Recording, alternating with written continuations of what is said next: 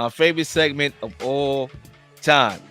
And you know what? I do want to do the honors because I'm already in the flow, man. I'm already in the flow. And I thought about this long and hard. You know, I take a lot of risks on the show. And the risk I take on the show probably going to get me canceled from mainstream media. And I don't care because at the end of the day, you know, I plan on building my own platform and, growing it so I can say what the hell I want to say. And that's exactly what I'm going to do. I'm going to take a sip of this water. And then we're going to proceed, right? Before we do, for those of y'all who knew on the show that don't know what this segment is, we give you a take for 99 cents, right? A take that's going on in sports, politics, whatever, right? Sports related. And it's a take that's on our mind, right? That we haven't got to cover on the show. And we get an opportunity to say it. And we have a response clause that we are allowed 1 minute to respond to everybody's take across the panel. All right. So my take for 99 is that the 11-time NBA champion coach Phill Jackson came out and said he doesn't watch basketball anymore because it's too political.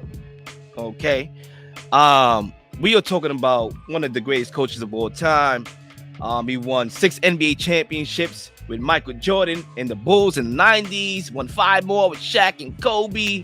And he cited the NBA's bubble during COVID lockdown in 2020 as the point where he became disenchanted with the league. Now, you know, with controversial statements like that, I overanalyze a lot. I'm not gonna lie. Sometimes I do overanalyze, but I analyze it from a magnifying glass. I don't react with emotion. I use rational, thoughts and try to come up with something here. And I know a lot of people gonna take that statement and label him, "You are racist. How could you say that?" Okay, but to be honest with you, when you look in media in America, the favorite game, right? We all love the NBA, we all love the NFL, we all love every sport here. But America's favorite sport is not the NFL, it's not the NBA, it's optics. That's America's favorite sport. And they love to play optics to divide the people, to get you upset, to divide, right? You really think America care about black people, man? Come on. Come on. Don't get me started in here. You really think, okay? Look outside. Go outside. Go to a white neighborhood. You'll find the Whole Foods. Go to a black neighborhood. You find the projects. You really think they care? All right. You find Mr. Chin in the Chinese spot in the liquor store, right? Right down the block. I'm pretty sure it hit close to home because it does to me, right? Look outside my window. You see, with Phill Jackson, right? I understand where he's coming from, even if it's from a different perspective, right? Because I watch TV, right? I turn the mainstream media off, but I watch a lot of stuff, TV shows, sitcoms, and there's an agenda that's being pushed out. And for those of y'all who can use context clues, you know exactly what I'm talking about. It's an agenda, okay? Matter of fact, the first bill that, Joe Biden, and I'm going to ramp it up because I feel like I'm going to go on a tangent here, signed was a, homosexual bill, right? And listen, I think everybody has the right to do what they want in life, man. This is your world. Do what you want with it, okay? Date who you want, be who you want. You have the freedom to serve who you want, right? A religion, I don't care, right? You don't have Christianity trying to indoctrinate a Muslim, right? You're human. Worship Allah, worship God. Do what you want to do. But when you start stuffing your politics, okay, in front of my face, then we have an issue. And I agree with Phill Jackson, maybe not from that perspective, right? Because, I am black. I do want to see fight the power on shirts. I do want to see fight the power on the court. But I can understand from a person who's not black why it may seem that we are shoving politics up and down people's throats, okay? And if the NBA really wanted to do something, they probably should have had played in that bubble. But, around George Floyd, yeah, that's another conversation for another day. So before we start yappity yap, oh, he's a racist, but maybe he is, maybe he's not, I don't know. And I'm not going to use that statement that he said to justify that or predict that, because I don't know.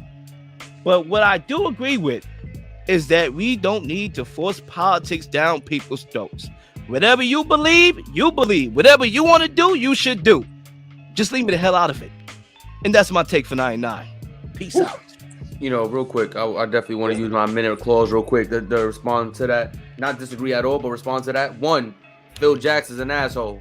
2, Phill Jackson is the most overrated coach in NBA history. He has Scottie Pippen and Jordan and Kobe and Shaq in his career. He didn't do nothing else outside of those 4 players.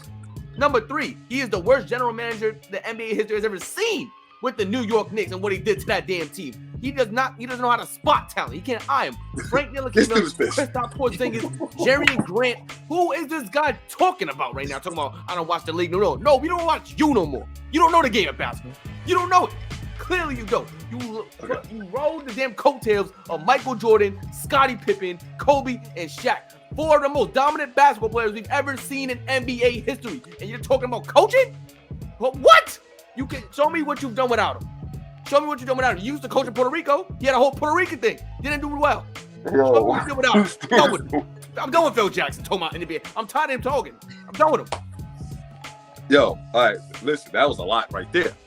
I'm gonna respond one thing because I don't disagree with you. Like you said, I think Phill Jackson is definitely suspect from a racist perspective. Scottie Pippen did call him out as being a racist, though. Read Scottie Pippen's book. He says Phill Jackson has showed some racist tendencies. He says some things that made him uncomfortable. You know, even LeBron James, by the time he tried to save the crew or the thug crew, whatever he tried to say about LeBron James and D-Wade, he definitely says some controversial things. But really quick, Zach, I got to respond to you real quick, cousin. I'm going to get out of here. Phill Jackson's a great coach, bro. And something that he did outside of Kobe, Jordan, and Shaq, when Jordan retired, they won 55 games, bro. We got to go look at that. That's a legitimate season that he did not have one of those big 4 you just named. He won 55 games and took a Knicks team that went to the finals that year to a Game 7, 1994. I mean, look, he could be a racist. As I stated, I had a disclaimer. He probably is, okay? And the privilege that he got from being Caucasian, he got basketball privileges on top of that, playing, coaching Michael Jordan and Kobe Bryant, right? That's privilege right there. But at the same time, I'm just speaking on the agenda that people, got to throw out there, right? Stop forcing your politics down my throat. Gotcha. But anyway, who's next? Who's next? All right, I guess I'll go. My take for 99 cents is Jalen Brunson. Yes, the Knicks. And we had a big conversation on the Knicks because the Knicks won the offseason.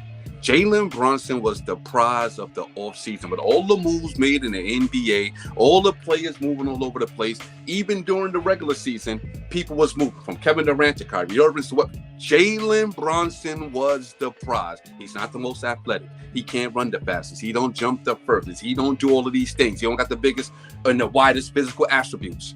But the dude have intelligence. And that's why he was the prize. This is a dude right here who is a point guard playing for the Knicks, had put the Knicks back with relevancy, okay? Because the Dallas Mavericks didn't make the playoffs, okay? Let's be fair to that. The Knicks wasn't a playoff team last year. They are a geared-up playoff team this year with a legitimate chance to go to the second round.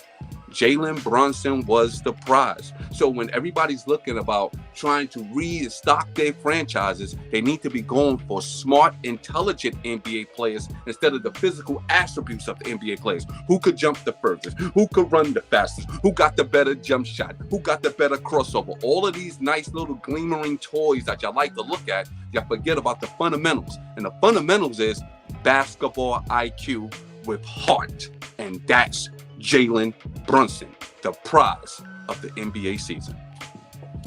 Yeah, I guess I put my response clause in here. I mean, I love to take, obviously, me being a Knicks fan. You see the jersey, you see the poster.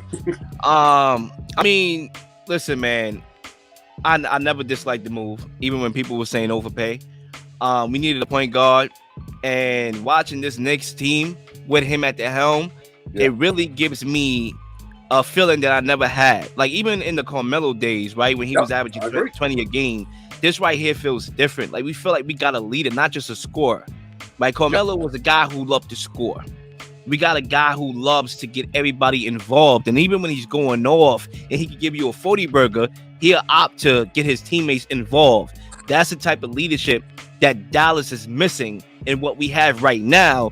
And it's a clear microcosm of why we are in the playoffs, potentially going to the second round, and why the Mavericks are watching from home. Absolutely. I agree with both those takes. I don't actually have a clause. I'm not going to utilize my clause because, I just used it. But I definitely agree with both those takes you just said about Jalen Brunson. This is actually staying home with the Knicks as well. My take for 99 cents is R.J. Barrett will become a star for the remainder of this NBA playoffs. I've seen him play defensive intensity throughout the entire series. I've seen him go at it with Donovan Mitchell one-on-one when Donovan Mitchell tries to take advantage of him on the offensive end and is incapable of doing so. And we're talking about a guy who everyone clamors and glamorizes. He's a top 5 points per game scorer in NBA history in the playoffs. I think R.J. Barrett is starting to come into his own. He's starting to understand what is asked of him, and that's to go downhill and attack the paint with ferocity and don't mind anyone who's in your way. Go into the paint and attack anyone in front of you, and we're seeing that he's doing that the last 2 games, and I think it's only going to continue throughout the remainder of the playoffs. He knows what he's capable of doing. He knows what's required of him, and that's to lock in defensively on the opponent's best offensive player and then attack the paint and get to the free throw line at will. And I think that's what he's going to continue doing throughout this playoffs, and it will mold him into the star player the Knicks drafted him to be. And that is my take for 99 cents. Well, listen, man, I'm going to use this quick minute. Listen, star? Whew. Listen, being consistent would be good enough for R.J. Barrett. Being a star, nah, I don't see it. Listen, I know y'all Knicks fans over there. I just big gel up with Jalen Brunson. That's the best I could do. R.J. Barrett, I can't jump on this train. I can't jump on the train with him playing against competition, especially in the second round, probably better competition, and expect him to be a star. That's just, I can't see it. Please like and subscribe for all the up-to-date content. You've been slinging shows left and right, slinging content left and right. Please don't miss anything. If you do, like, subscribe, leave a comment, leave a question, something you may want to answer, something you may have. All ideas are great ideas. Nothing's a dumb question.